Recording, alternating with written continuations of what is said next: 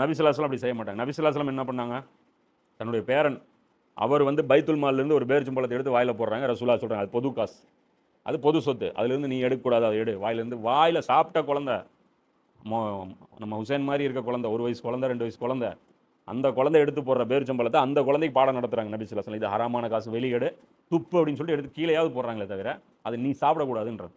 அப்போ இவ்வளோ ஸ்ட்ரிக்டாக வந்து அவங்க ஃபாலோ பண்ணாங்க. இப்போ மன்னருங்கிறவர் இப்போ இன்னைக்கு சவுதி அரசாங்கத்துக்கு சவுதியுடைய செல்வங்களில் 90% யாருக்கு சொந்தம்?